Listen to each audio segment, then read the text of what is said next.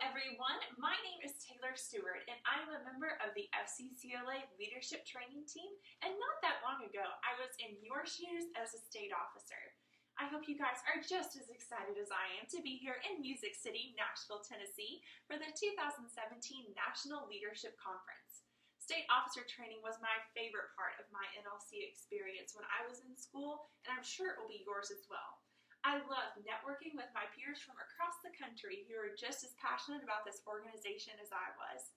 I also enjoyed getting close with my own personal officer team. In fact, we became so close during these sessions, you might say we had telepathy. Speaking of telepathy, let's play a quick game to get us up and moving. I need 2 officers from each state to come to the front. You guys will stand facing each other, touching palms. I will call out a category and then count down from 3. After I count down from 3, you all will shout out an answer pertaining to the category that I mentioned, and the objective is to yell out the same answer. For example, if the category is breakfast foods and you both yell out pancakes, then you get a point. The first state to 5 points wins. One of the best parts of FCCLA is making friends from across the nation, so let's do just that.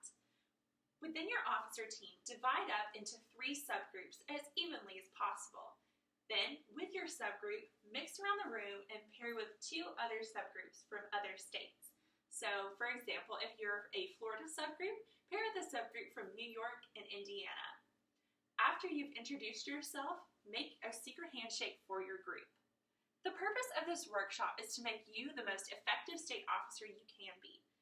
One of the things that needs to be effective are rehearsals and executive council meetings. Things like goofing off, showing up late, or poor conflict management can lead to a not-so-effective meeting. Within your group, discuss with each other what barriers your state faces. Maybe during a late-night rehearsal, people aren't as focused as they should be, and it takes much longer than it needs to. Maybe you aren't using parliamentary procedure effectively in your meetings, so not everyone feels as if they have a voice. After you discuss your issues with one another, share strategies your state implements to overcome barriers. Here's something you like or had never thought of? Jot it down on your worksheet. Our next objective deals with reaching out to members to further form an FCCLA family. Now, how many of you guys, before you became state officers, thought that the people in the red blazers were practically celebrities? I did too. You guys set an awesome example for members, and it's cool that they look up to you, but we want to make sure that you're not unapproachable or disconnected. After all, you're here to serve them. In your group, brainstorm ways you can intentionally reach out to members.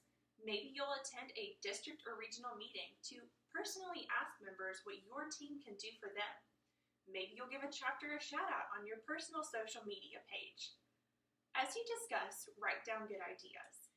If you haven't noticed by now, your red blazer makes you stand out in a crowd. I'm sure that you all have been asked why you're wearing what you're wearing, what FCCLA even is, or other questions like that. Whenever you're faced with the task of explaining our organization to an outsider, an elevator speech is the perfect go-to way to quickly and clearly explain our organization. An elevator speech consists of 5 components, which I would talk about more if this workshop were more than just a few minutes long. They typically last around 30 seconds, and they don't have to be given in an actual elevator. It's just the concept. On your worksheet, where those 5 components of an elevator speech are listed, write down what you could say for each of the categories. Then, in your group, go around and practice giving an elevator speech. Okay, let's bring it back home. After you trade state pins and take selfies with your group, reconvene with your state officer team.